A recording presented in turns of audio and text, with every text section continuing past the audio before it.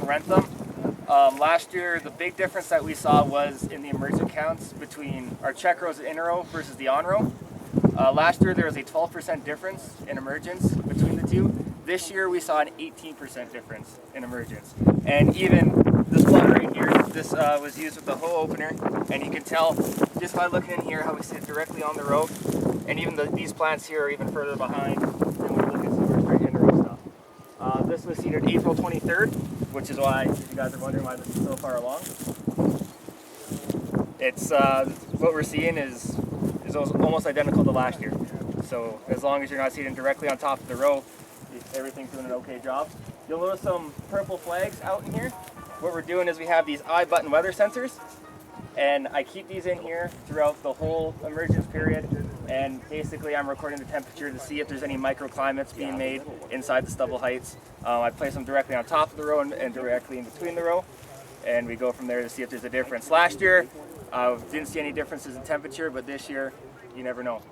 We had such cold weather and stuff here in the spring that this stuff made it through. But other than that, you know, everything is still right on par.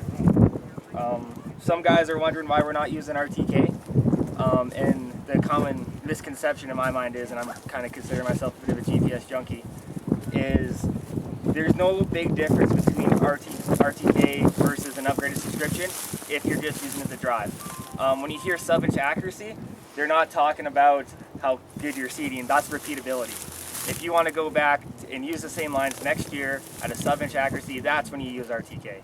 An OmniStar subscription is 2 to 4 inches. It will run just as straight as an RTK system. And even on a good day, a WAS system can run just as straight as an RTK system. So, on a good day. On a good day, definitely.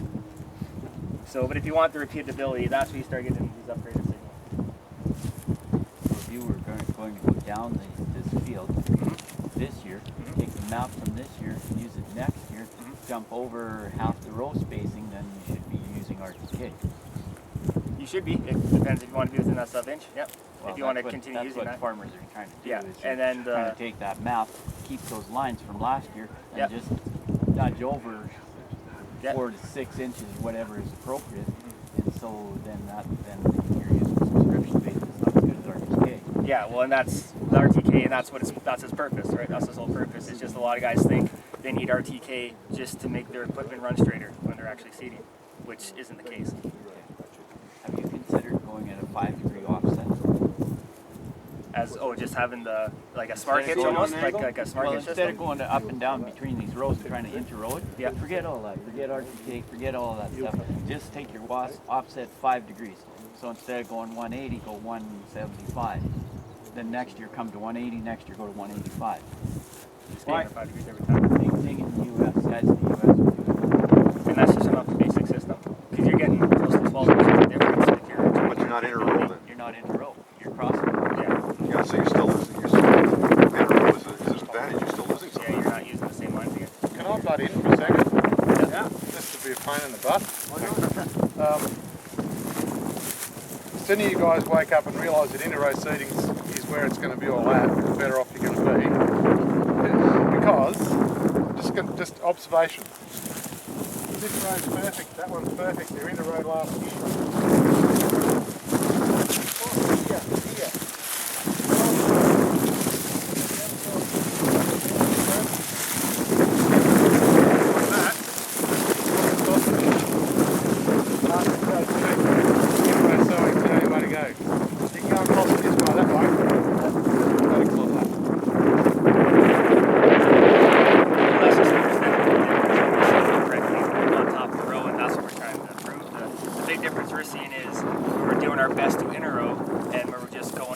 Seeding with our check rows, so we're not seeing a huge difference in emergent counts there because you're already doing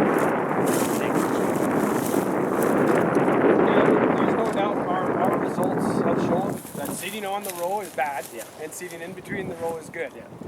The trick is how much effort do you take to go from 90% inter-row or 80 to 90% inter-row to 100% inter-row. What I find is that often as long as you're getting guidance and you're seeing in the same direction, getting 80 to 90% inter-row. So you're only 180 or 90% of your yield? The potential. thing is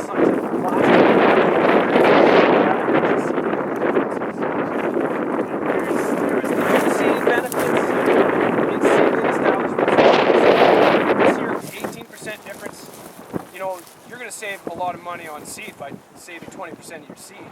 So far, at least on the narrow rows, we haven't seen the yield advantage. And I think that's just attributed to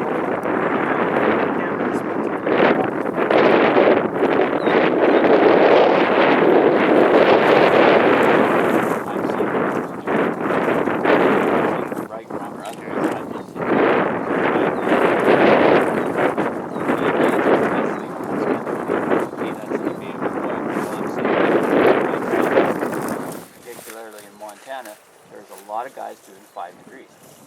I just burn the planet as well. Well, I think part of what we do with these things is have a discussion. Absolutely. You know, I think that's, and we try to give Ken ideas about next year too.